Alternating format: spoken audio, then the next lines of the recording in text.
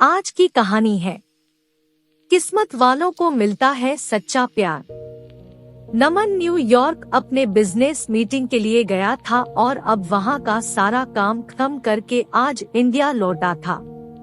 नमन Mumbai airport पर इंतजार कर रहा था अपने ड्राइवर का, क्योंकि उसके ड्राइवर ने बोला था कि वो एयरपोर्ट पिक करने के लिए आने वाला है। काफी टाइम हो गया था लेकिन वो नहीं आया और ना ही उसका कॉल लग रहा था। कुछ देर बाद नमन का फोन भी स्विच ऑफ हो गया क्योंकि चार्ज नहीं था।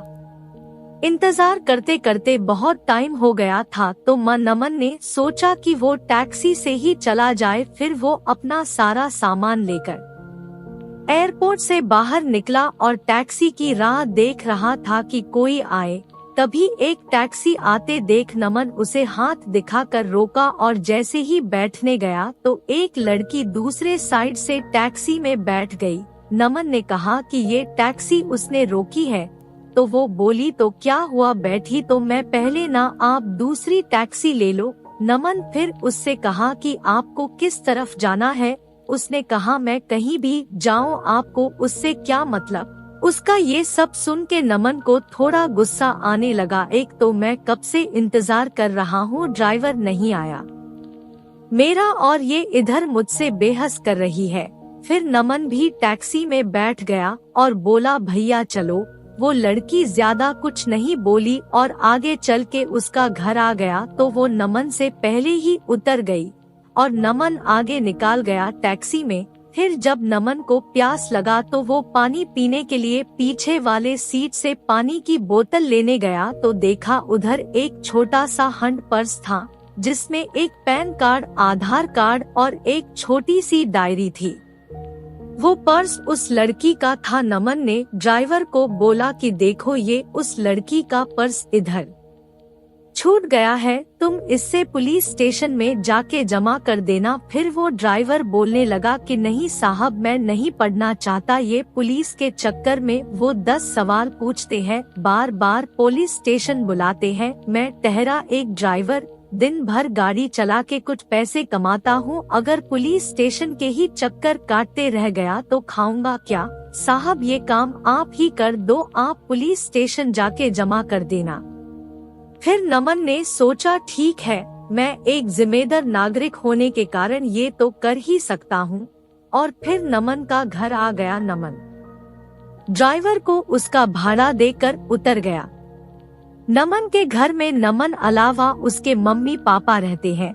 नमन उनसे मिला, उनका हाल चाल लिया और पूछा कि ड्राइवर आया क्यों नहीं एयरपोर्ट पर मुझे लेने। तो माँ ने बताया कि रास्ते में गाड़ी खराब हो गई तो उसने तुम्हें कॉल किया लेकिन तुम्हारा फोन ऑफ था, तो उसने घर पर कॉल करके बताया कि वो गाड़ी ठीक करवाने के लिए जा रहा है। नमन ने कहा ठीक है और अपने कमरे में चला गया आराम करने। जब नमन शाम को सोकर उठा तो अपना कमरा ठीक करने में जुट गया जो कि बहुत बिखरा हुआ था। तभी नमन को वो उस लड़की का पर्स दिखा जो उससे गाड़ी में मिला था। नमन ने उसे खोला तो उसमें डायरी था, उसे निकाल के देखा, उसमें कुछ फोन नंबर लिखे हुए थे। उसमें एक नाम था नीतू। नमन ने उस नंबर पर कॉल किया और उससे बोला कि मुझे एक पर्स मिला गाड़ी में जिसमें ये डायरी है, उसमें तुम्हारा नाम है और एक पैन कार्ड और आधार कार्ड भी है। उसने पूछा कि आधार कार्ड पर नाम क्या है। नमन आधार कार्ड पर देखा और बोला अनीशा। तो सामने से वो लड़की बोली हाँ ये मेरी दोस्त का पर्स है, वो मुझे बोली थी कि उसका पर्स कहीं खो गया है, मैं उसे बता देती हूँ और आपका नंबर भी दे देती हूँ, वो आपको कॉल कर लेगी। नमन ने कहा ठीक है। थोड़ी देर बाद एक नंबर से कॉल आता है। फोन उठाते ही सामने से एक लड़की बोलती है मेरा पर्स आपके पास है। नमन ने कहा आप कौन? तो वो बोली वही जिसका पर्स आपके पास है, जिसमें मेरा कुछ बहुत जरूरी सामान है। नमन ने कहा हाँ मेरे पास है, तुम उसे टैक्सी में भूल गई थी। वो बोली हाँ, कल आप मुझे डेली कैफ में मिलकर उसे लौटा सकते हैं। मैंने कहा हाँ। वो थैंक यू बोलकर कॉल रख दी। अगले दिन नमन कैफे गया उसका पर्स लौटाने के लिए। नमन सही टाइम पर पहुंचा था, लेकिन अनीशा लेट थी। नमन रुका था उसके लिए। कुछ देर बाद वो आई। आज वो बिल्कुल अलग ही लग रही थी कल से। उसके लंबे घने बाल थे जो खुले हुए थे। उसने सफेद और नीले रंग का सलवार कुर्ता पहना था। कानों में सुंदर से झुमके भी थे। नमन उसे बस देखता ही रह गया। वो धीरे धीरे नमन की तरफ चली जा रही थी। नमन का ध्यान ही नहीं था, वो बस उसे देखे जा रहा था। फिर वो बोली, हेलो, ध्यान कहाँ है आपका? मैं कुछ पूछ रही हूँ। तो नमन जल्दी से उठ गया और बोला, हाँ आओ, मैं तुम्हारा ही वेट कर रहा था। वो बोली, हाँ सॉरी, मुझे थोड़ा लेट हो गया। नमन बोला, कोई नहीं, ठीक है। फिर नमन ने कहा, कॉफी? वो बोली, सॉरी अभी नहीं, मैं थोड़ी जल्दी में हूँ। आप मेरा पर्स दे दो, मुझे जाना है। नमन ने कहा, हाँ दे दूंगा, थोड़ा बैठ के कुछ बात तो कर ही सकते हैं। वो बोली, जरूर, लेकिन आज नहीं, फिर कभी। मैंने कहा, ठीक है, लेकिन याद रखना अपनी बात, अगली बार साथ में बैठ के कॉफी पीना पड़ेगा। फिर मत कहना आज भी जल्दी में हूँ। वो बोली, हाँ ठीक है, अब मेरा पर्स दे दो। नमन ने उसका पर्स दे दिया और बोला, मैं तुम्हें कॉल कर सकता हूँ ना अगली बार मिलने के लिए? वो बोली, हाँ, और चली गई। नमन कुछ देर वहाँ रुका और फिर ऑफिस चला गया। नमन पूरी रात अनीशा के बारे में ही सोचता रहा। नमन उसे भूल ही नहीं पा रहा था। नमन को उसकी एक बात याद आ रही थी। अगले दिन नमन के कुछ दोस्त मिले और वो उसे बोलने लगे कि चल आज पार्टी करते हैं, बहुत दिन हो गए हैं, हम दोस्तों ने साथ में पार्टी नहीं किया है। नमन ने कहा, ठीक है, सब चल रहे हैं तो मैं भी चलता हूँ। फिर वो 5 दोस्त एक क्लब में गए। सब वहाँ बहुत नाचे साथ में, फिर थोड़ा ड्रिंक भी किया। तभी नमन की नजर एक लड़की पर गई जो लगातार बहुत ड्रिंक कर रही थी। नमन ने ध्यान से देखा तो वो और कोई नहीं, अनीशा थी। आज वो बहुत ही अलग लग रही थी। कहाँ उस दिन जब वो नमन से मिली थी तो सलवार कुर्ते में आई थी और आज वो शॉर्ट स्कर्ट और टॉप में है और ड्रिंक कर रही है। नमन तो बिल्कुल ही चौंक गया उसे देखकर। नमन उसके पास जा ही रहा था उससे बात करने के लिए कि तब तक उसके दोस्त उसका हाथ पकड़ा कर डांस करने के लिए लेकर गए। नमन की नजर अनीशा पर ही थी, लेकिन थोड़ी ही देर में वो वहाँ से कहीं चली गई। घर जाकर नमन उसे कॉल किया, वो कॉल भी नहीं उठा रही थी। नमन उसे बहुत बार कॉल किया, लेकिन उसने नमन का एक भी कॉल का जवाब नहीं दिया। अगले दिन फिर नमन उसी टाइम पर क्लब गया ताकि अगर वो आज आई तो वो उधर ही उससे पूछ लेगा। नमन अंदर जाकर वेट कर रहा था, लेकिन वो नहीं आई आज। फिर नमन ने उसे कॉल किया। इस बार उसने कॉल उठाया। कॉल उठाते ही नमन उससे पूछा, कहाँ हो तुम? वो बोली, क्यों, क्या हुआ?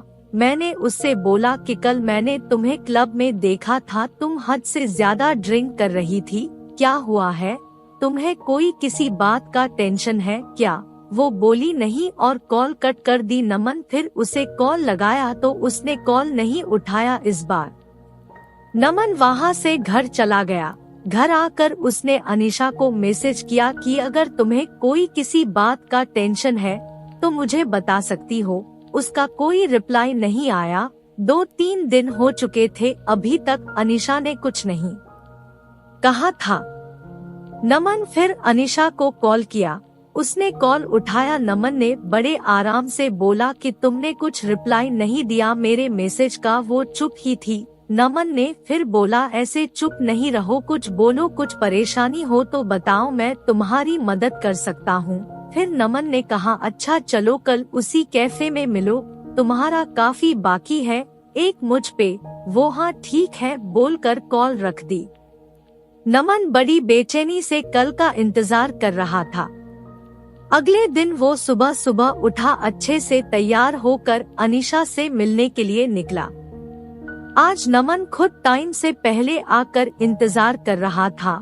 थोड़ी ही देर में अनीशा आई। वो बहुत सुंदर दिख रही थी। आज उसने जीन्स टॉप पहना था और बाल वैसे ही खुले थे। वो जैसे जैसे आगे आ रही थी चल के उसके बाल उसकी आंखों के तरफ आ रहे थे। वो उन्हें ठीक करती हुई आ रही थी। वो आके नमन के सामने वाले कुर्सी पर बैठ गई। वो शांत थी। नमन ने पूछा कॉफी? वो हॉकी सी मुस्कुराहट के साथ बोली हाँ। नमन ने वेटर को कॉफी के लिए बोला और अनीशा से बोला चलो अब बताओ क्या बात है जिससे तुम परेशान हो। पहले तो वो कुछ नहीं बोल रही थी, फिर नमन ने कहा बोलो कुछ। वो बोली कि मैं मुंबई में अकेले रहती हूँ, यहाँ मैं अपना कैरियर बनाने के लिए आई हूँ। ये बोलते बोलते वो चुप हो गई। मैंने कहा हाँ आगे बोलो, इसमें क्या हुआ? ये तो अच्छी बात है, तुम अपने कैरियर पे इतना ध्यान दे रही हो। फिर वो बोली लेकिन अब नहीं हो पा रहा है, मेरा काम में बिल्कुल ध्यान नहीं रहता, मुझे अपने बॉस से बहुत बार अब डांट सुननी पड़ती है और उसने तो ये तक कह दिया है कि अगर ऐसा ही चलता रहा तो वो मुझे नौकरी से निकाल देगा। 2 महीने हो गए है मेरे इस वार्ताओं से मुझे रोज डांट सुनी पड़ती है। मैंने उसे पूछा ऐसा क्या हो गया है कि तुम इतनी परेशान रह रही हो? वो चुप हो गई फिर से, फिर थोड़ी देर बाद बोली मुझे कैंसर हो गया है। ये सुनकर नमन घबरा गया। आगे वो बोलती रही 2 महीने पहले मैंने चेकअप करवाया था तो डॉक्टर्स ने बोला कि मुझे कैंसर हो गया है, अभी 2nd स्टेज पर है। ये सुनकर मैं तब से परेशान रहती हूँ कि कैसे मैं सब करूँगी, मेरा इस दुनिया में कोई नहीं है, बचपन से ही मैं अनाथ हूँ, बस कुछ ऑफिस के दोस्त हैं। मैं ये बात अपने ऑफिस में भी नहीं बता सकती कि अगर बॉस को पता चला तो वो मुझे कहीं नौकरी से निकाल ना दे। 3 महीने पहले ही मेरा प्रमोशन हुआ है, मुझे हेड ऑफ द डिपार्टमेंट बनाया है और ये सब हो गया। मैं अब क्या करूँ, कुछ समझ नहीं आ रहा है। ये सब सुनकर नमन ने धीरे से उसका हाथ अपने हाथ में लिया और बोला तुम अकेले नहीं हो, मैं तुम्हारे साथ हूँ। वो चुपचाप नमन की ओर देखने लगी। नमन ने कहा हाँ तुम सही सुन रही हो, मैं तो उसी दिन से तुम्हें पसंद करने लगा था जिस दिन तुम अपना पर्स लेने के लिए मुझसे मिलने आई थी। ये सुनकर उसने अपना हाथ पीछे कर लिया। नमन ने पूछा क्या हुआ, हाथ क्यों हटा लिया तुमने? वो बोली नहीं ये सब ठीक नहीं है, मेरी जिंदगी का ही भरोसा नहीं है और मैं तुम्हें मेरे वजह से कोई परेशानी नहीं दे सकती। नमन उसे प्यार से समझाया कि नहीं, तुम मुझे कोई परेशानी नहीं दे रही हो, मैं तुम्हारा ध्यान रखना चाहता हूँ, तुम्हें अपनी जिंदगी का हिस्सा बनाना चाहता हूँ, मैं हमेशा तुम्हारे साथ रहूँगा, कभी तुम्हें अकेला नहीं छोड़ूंगा। वो बोली नहीं तुम समझो, कल को पता नहीं मैं रहूं या ना रहूं, तुम क्यों खुद को किसी की परेशानी में डाल रहे हो। नमन उसे बहुत समझाया लेकिन वो नहीं मानी और चली गई।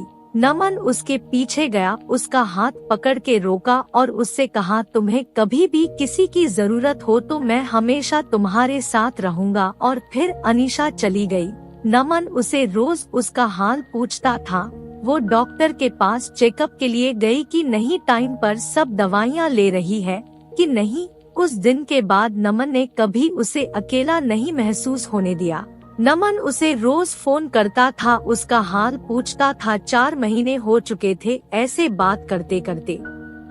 एक दिन शाम को फोन पर बात करते करते अनीशा बेहोश हो गई। नमन उसे पुकारता रहा लेकिन वो कुछ नहीं बोल रही थी। नमन तुरंत उसके घर जाने के लिए निकल गया। उधर पहुंचा तो देखा कि अनीशा के घर पर कोई नहीं था। फिर उसके पड़ोसियों से पूछा तो पता चला वो उसे हॉस्पिटल लेकर गए हैं। मैं तुरंत हॉस्पिटल पहुंचा, इंक्वायरी डेस्क पर उसके बारे में पता किया और उसके रूम के तरफ गया।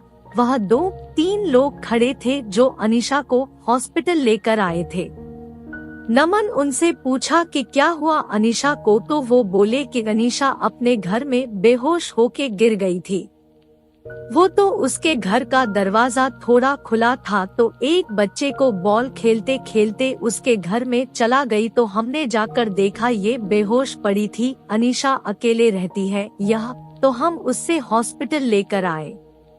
तभी आईसीयू से एक डॉक्टर बाहर आए और बोले अनीशा की हालत खराब है, हमें उसका ऑपरेशन करना पड़ेगा। नमन ने पूछा ऑपरेशन के बाद अनीशा बिल्कुल ठीक हो जाएगी ना? डॉक्टर ने कहा अभी कुछ बोल नहीं सकते, नमन ने कहा, डॉक्टर आप ऑपरेशन की तैयारी कर लीजिए और पैसे की कोई फिक्र ना करें। ये सुनकर डॉक्टर चले गए। पूरे 5 घंटे बाद ऑपरेशन रूम से डॉक्टर बाहर आए। नमन जल्दी से डॉक्टर के पास गया और पूछा, अनीशा कैसी है? डॉक्टर ने कहा, ऑपरेशन सक्सेसफुल हुआ, घबराने की बात नहीं है कुछ। नमन के जान में जान आई। उसने पूछा, क्या मैं अनीशा से मिल सकता हूँ? डॉक्टर ने कहा, अभी नहीं, कुछ देर बाद। नमन ने कहा, ठीक है। फिर नमन बाद में अनीशा से मिला। वो नमन को देखकर रोने लगी। नमन उसके पास बैठा था। उसने कहा कि बोला था मैं हमेशा तुम्हारे साथ रहूंगा। ये सुनकर अनीशा और रोने लगी। नमन उसे चुप कराए और कहा, अभी अभी तुम्हारा ऑपरेशन हुआ है, ऐसे में तुम्हें रोना नहीं चाहिए। हम दोनों बहुत देर तक एक दूसरे का हाथ पकड़ा कर बैठे थे। फिर वो दोनों घर आए। नमन उसका बहुत ध्यान रखता था। नमन ने अनीशा के बारे में अपने घर वालों को बता दिया था, तो अब वो अनीशा के साथ ही रहता था, उसका ध्यान रखता था। जब अनीशा पूरी तरह से ठीक हो गई, तब दोनों ने शादी कर ली और हमेशा के लिए दोनों एक साथ हो गए। Thank you for watching. Please like, subscribe and share.